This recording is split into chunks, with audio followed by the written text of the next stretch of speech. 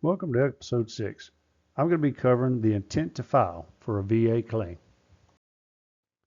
For some reason, the intent to file is one of the most difficult things to understand. So let's see if we can get some of the confusion out of this very important step of the claims process. The simple explanation of an intent to file is you are telling the VA that at some point in the very near future you intend to file a claim. Don't worry about telling them what condition or conditions you're claiming, because at this point it doesn't matter. The intent to file is not for the VA's benefit. I wouldn't be surprised if the VA would rather this step be removed from the claims process. That's just me thinking. The intent to file is for you. This is how it works. For today's conversation, let's say you submit your intent to file on April 12, 2023. This becomes two things for you. It establishes your effective date for the conditions that you claim and is the date that the VA establishes as your pay date for those conditions.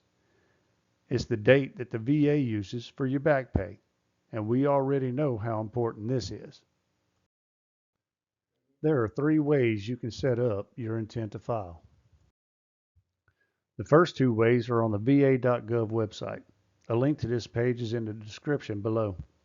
First way, you can download a PDF form to fill out and send in. All the instructions are on the form explaining how to fill it out. The second way, you can click on the provided link and use the online tool.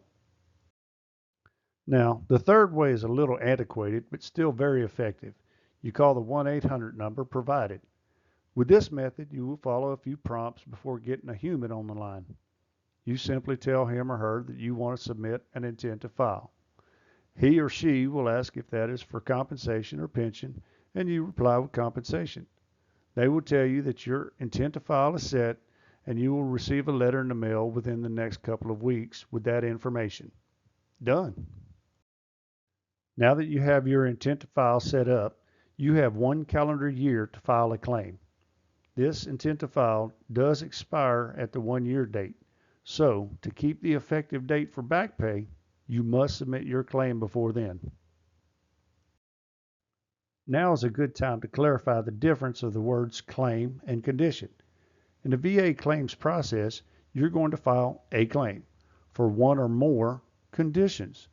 You have to determine how many conditions you can comfortably prepare for on a single claim that can be built for success.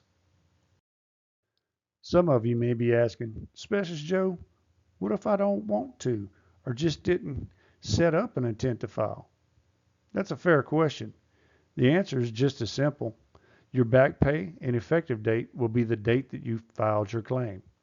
If you didn't know or was not able to get one in for a current claim, you can set one up for any future claims.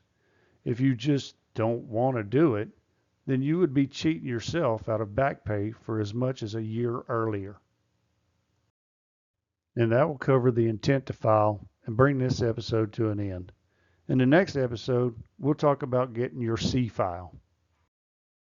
I do look forward to you coming back. I ask that you subscribe and go ahead and share this with your friends. And for now, this is Specialist Joe signing off. Bye-bye.